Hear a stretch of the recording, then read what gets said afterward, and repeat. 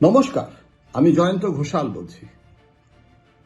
এই যে যুব ভারতী ক্রীড়াঙ্গনে মেসিকে নিয়ে যা কাণ্ড হলো, তা নিয়ে তো যার যেরকম মনে হচ্ছে তারা বলছেন।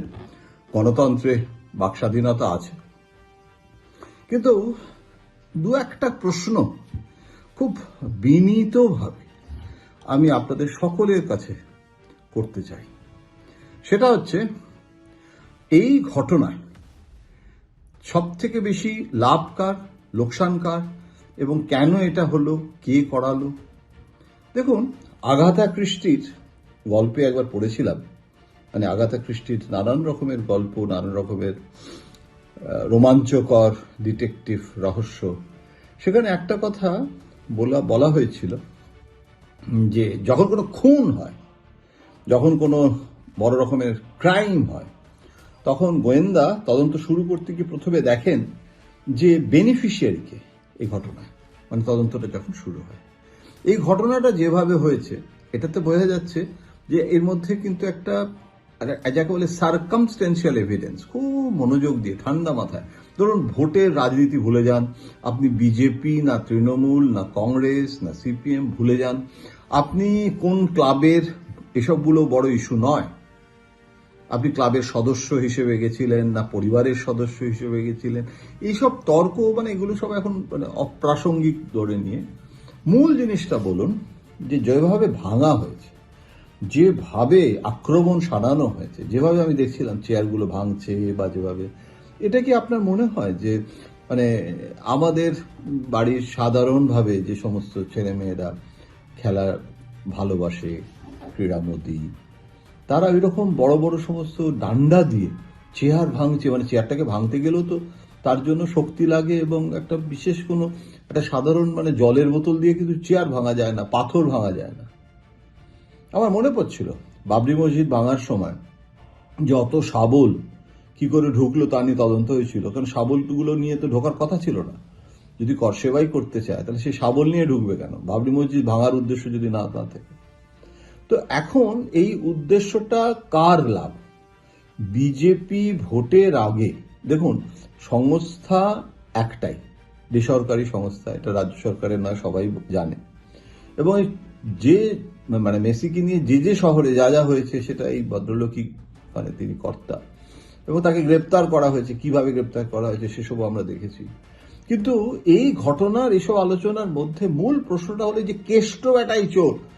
সুতরাং মানে তদন্ত হওয়ার আগেই আমি বলে দিলাম যে যেহেতু আমি মানছি যে রাজনৈতিক নেতা, পুলিশের প্রশাসনের একাংশ, কার কি ভূমিকা, সেগুলো বিচার করতে হবে, কিন্তু কোনো কিছু হওয়ার আগেই অরূপ বিশ্বাসের বিরুদ্ধে একটা মানে অস্ত্র সারানো, যে অরূপ বিশ্বাসের জন্যই এমনটা হয়েছে।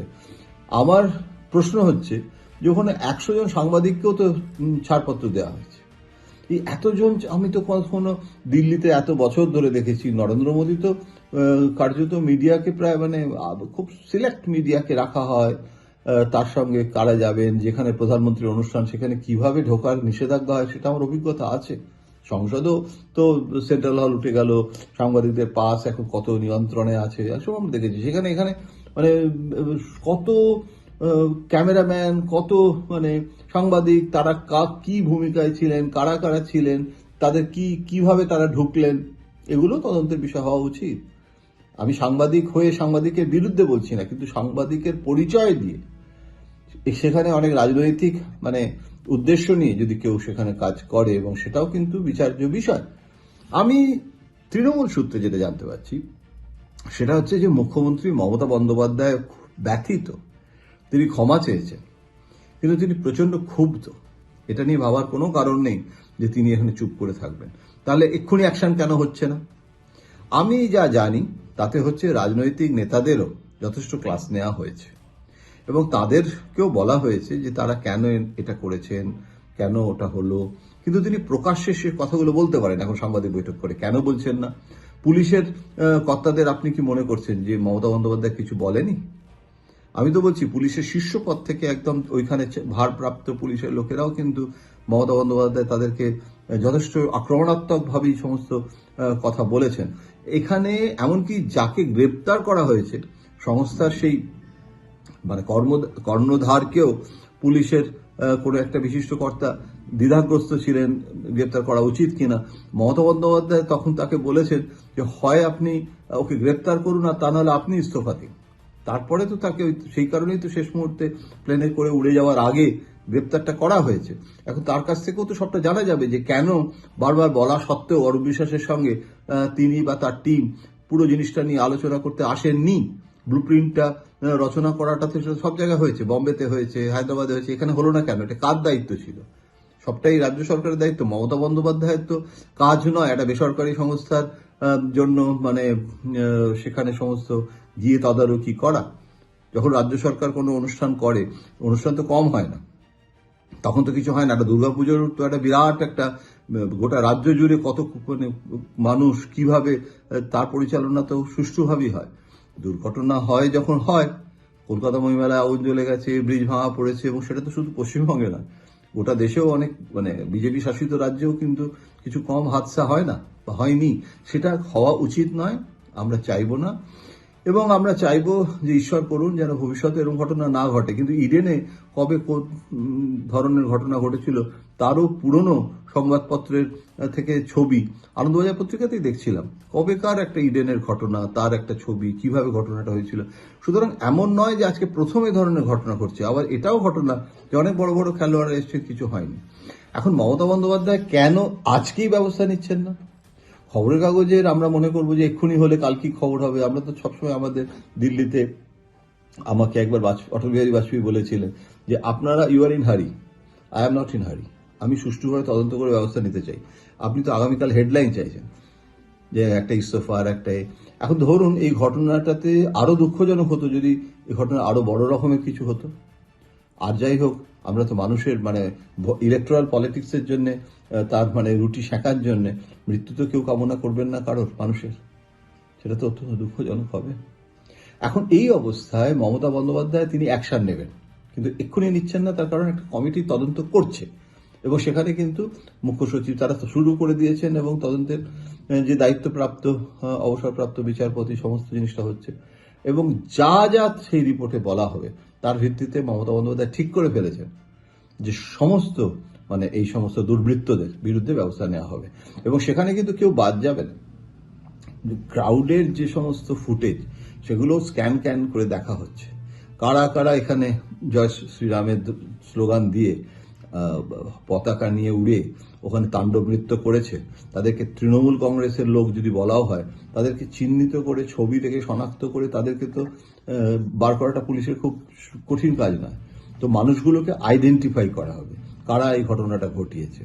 এবং যে পুলিশের যে প্রশাসনের যে গাফিলতি, যে কেন এত জলের বোতল ঢুকে গেল, কেন এতগুলো লোক পাস পেল, কেন স্টেডিয়ামটা থেকে মানুষকে ভিড়মুক্ত করা গেল না। এখন তো আমার মনে হয় মমতা বন্দ্যোপাধ্যায় যদি একটু আগে পৌঁছে যেতেন, যেটা বেসরকারি সংস্থা বলে তিনি যাননি, তাকে যে সময় দেওয়া হয়েছে সেই সময় তিনি যাওয়ার উদ্দেশ্যে রওনা দিয়েছিলেন, কিন্তু তিনি যদি আগে চলে যেতেন তাহলে ওই যে দেখায় না যে মমতা বন্দ্যোপাধ্যায় নিজের র্যালিতে কিরকম ভাবে বলেন যে বসুন, আপনারা বসুন, আপনারা বসুন। তো আমি দেখেছি সমস্ত জনসভাগুলোতে কিছু মানুষ থাকে, কতিপয় মানুষ থাকে যারা ভণ্ডুল করার চেষ্টা করে। তো মমতা বন্দ্যোপাধ্যায়ের ওই ব্যক্তিত্ব যদি আরো আগে যদি উনি পৌঁছে যেতেন 11:30 12টায়, তাহলে হয়তো উনি নিজেই নিয়ন্ত্রণ করতে পারতেন। কারোর কথা তখন যে মব শোনেনি, সেই মবক্রেসিকে নিয়ন্ত্রণ করার ক্ষমতা আজও মমতার অসীম রয়েছে। যাই হোক, যেটা হয়নি সেটা হয়নি। কিন্তু এই মুহূর্তে যেটুকু জানতে পারছি যে মমতা কিন্তু শান দিচ্ছেন, কিন্তু বিনা প্রমাণে কারোর বিরুদ্ধে ব্যবস্থা নেওয়া সেটাও না করে, আর তো 2-1 দিনের ব্যাপার, 15 দিন সময় নেবেন। তো সেই সময়ের মধ্যে ব্যবস্থা হবে, এবং যা ব্যবস্থা নেওয়া হবে সেটা আমরা দেখতে পাবো। তো এখন এটা ভোট আর নো ভোট, দুঃখ একটাই যে এটাকে ভোটের রাজনীতির সাথে যুক্ত করা হচ্ছে। এটা যদি অব্যবস্থাও হয়, একটা বেসরকারি সংস্থা, পুলিশের একটা অব্যবস্থা আছে তাই বলে, এবং এখানে ইস্যু করা হচ্ছে যে মুখ্যমন্ত্রীর পরিবার কিংবা ইত্যাদি ইত্যাদি, সেটা কিন্তু একেবারেই বাজে কথা। যে দুজনের নাম নেওয়া হচ্ছে তারাও কিন্তু ডায়মন্ড হারবারের ক্লাবের তারা কর্মকর্তা। তো ক্লাব থেকে প্রত্যেকটা ক্লাবেরই রিপ্রেজেন্টেশন ছিল। যেরকম মোহনবাগান ক্লাবও আছে সেরকম ডায়মন্ড হারবার ক্লাবও আছে। সুতরাং সেই রিপ্রেজেন্টেশন, এবারে মবটাকে ম্যানেজমেন্ট করার যে ব্যর্থতা, সেটা পুলিশের ব্যর্থতা, কিন্তু পুলিশ এবং ওই বেসরকারি সংস্থা তাদের মধ্যে কিন্তু একটা বোঝাপড়া প্রয়োজন হয়। তারা যদি সহযোগিতা না করে, আমি তো দিল্লিতে দেখি অনেক সময় বেসরকারি সংস্থার প্রোগ্রাম, পুলিশও আছে, কিন্তু কাকে ঢুকতে দেওয়া হবে পুলিশ তো চেনে না। তো বেসরকারি সংস্থার একজন প্রতিনিধি গেটে দাঁড়িয়ে থাকে, এবং কোনো লোককে যদি নাম লিস্ট দেখে কোনো মানে অচেনা লোক বা যার লিস্টে নাম নেই, তাকে বেসরকারি সংস্থায় পুলিশকে বলে যে ওকে আপনি ঢুকতে দেবেন না। সুতরাং দুজনে মিলে এই যে সমন্বয়টা এখানে হলো না কেন, এর জন্য পুলিশই দায়ী। মানে সহজভাবে প্রশাসনের বিরুদ্ধে একটা অ্যান্টি এস্টাবলিশমেন্ট থাকে, সবসময় প্রশাসনের বিরুদ্ধেই আমরা বলি, এবং দরকার আছে, বলারও দরকার আছে, যদি সেখানে থাকে খামতি সে ব্যবস্থা হবে। কিন্তু এইটুকু বলতে পারি যে যারা অপরাধী, এটা তো একটা পলিটিক্যাল ক্রাইম আমি বলছি, অর্গানাইজড পলিটিক্যাল ক্রাইম, তার জন্য কিন্তু দোষীদের শাস্তি পেতে হবে।